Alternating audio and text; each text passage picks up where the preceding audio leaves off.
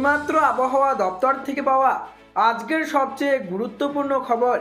আগামী সোমবার থেকে আবহাওয়ার তুমুল পরিবর্তন। বঙ্গোপসাগরে তৈরি হচ্ছে নতুন ঘূর্ণাবর্ত। তবে আগামী সোমবার থেকে রাজ্যের একাধিক জেলায় ঝড় বৃষ্টির পূর্বাভাস, এমনটাই জানাচ্ছেন আবহাওয়া অধিদপ্তর। এছাড়া আজ আগামীকাল উত্তরবঙ্গ সহ দক্ষিণবঙ্গ এবং কলকাতার কোন কোন জেলার আবহাওয়া কেমন থাকতে পারে, এই বিষয়ে কি বলছে আবহাওয়া দপ্তর, বিস্তারিত জানিয়ে দেব ভিডিওটির মাধ্যমে। বিস্তারিত জানতে হলে অবশ্যই ভিডিওটিকে শেষ পর্যন্ত দেখবেন, আর ভিডিওটি ভালো লাগলে একটি লাইক করবেন। আর এই ধরনের আবহাওয়ার আপডেটগুলি প্রতিনিয়ত আপডেট পেতে হলে আমাদের চ্যানেলটিকে সাবস্ক্রাইব করে পাশের থাকা বেল আইকনটিকে প্রেস করে আমাদের সঙ্গেই থাকবেন।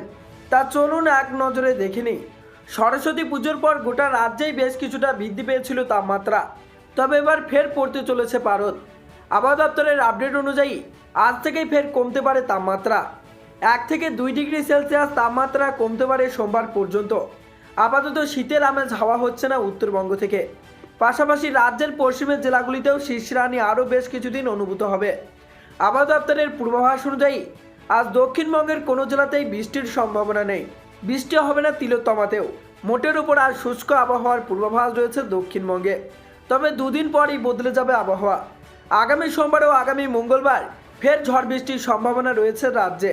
ভিজতে পারে বাংলার একাধিক জেলা।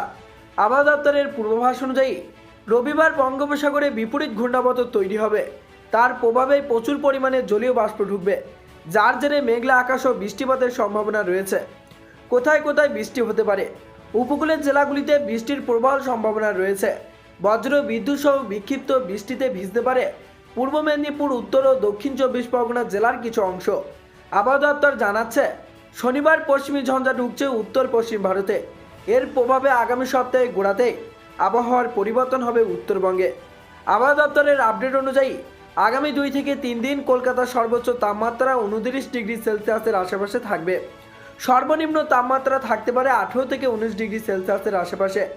আজও আগামীকাল কলকাতা সহ দক্ষিণবঙ্গে তাপমাত্রা কমবে, তবে তারপর থেকে ক্রমশ বাড়বে তাপমাত্রা।